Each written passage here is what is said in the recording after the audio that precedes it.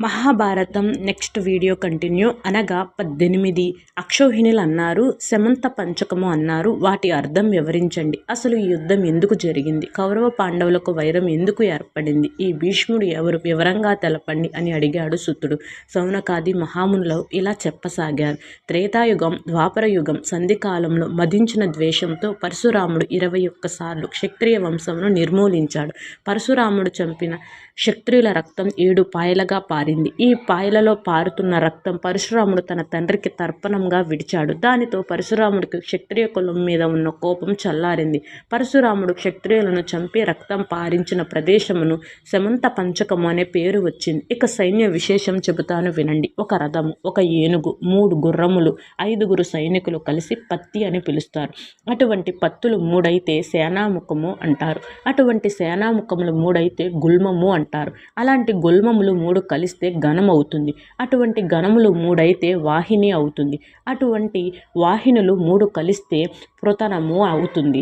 3 పృతనములు ఒక చనుము, 3 చనుములు ఒక అనికిని అటువంటి అనికినులు 10 అయితే అక్షౌహిణి అవుతుంది. అనగా 21,870 రథములు, 21,870 ఏనుగులు, 65,610 గుర్రములు, 1,09,350 భటులు కలిస్తే ఒక అక్షౌహిణి అవుతుంది. అటువంటి అక్షౌహిణులు 18 అక్షౌహిణుల సైన్యంతో కురువీరులు యుద్ధం చేయసాగారు. కాబట్టి ఆ ప్రదేశం కురుక్షేత్రమని కూడా పేరు వచ్చింది. ఇది మహాభారత యుద్ధ సైన్య విశేషం. ఇక భారత కథను మొదలు పెడతాను వినండి.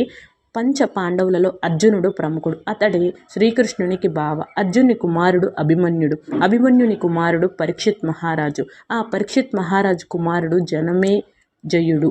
ఆ జనమేజయుడు ఒకసారి ఒక మహాయజ్ఞం చేస్తున్నాడు.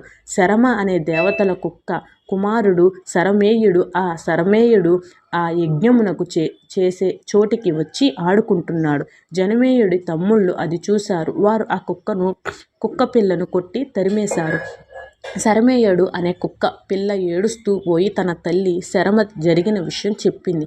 శరమ కోపంతో జనమేయుని వద్దకు వచ్చింది. ఓ జనమేయ మహారాజా, నీ తమ్ముళ్ళు ఏమాత్రం వివేకం కరుణ లేకుండా నా కొడుకులు శరమేయుణ్ణి కొట్టారు. ఓ రాజా, శరమ కుక్క వెళ్ళిపోయింది. ఆ తరువాత కొన్నాళ్లకు జనమేజయుడు తను చేస్తున్న యాగం పూర్తి చేశాడు. తన రాజధాని హస్తినాపురం పోయి సుఖంగా ఉన్నాడు. ఇంతలో జనమేయునికి శరమ మాటలు గుర్తుకు వచ్చాయి. చేసిన తప్పుకు శాంతి చేద్దాం అనుకున్నాడు. తగిన బుద్ధిక్కు కోసం అన్వేషించసాగాడు. ఈ క్రమంలో శృతశ్రవణుడు అనే ముని కలుసుకున్నాడు. అతనికి నమస్కరించి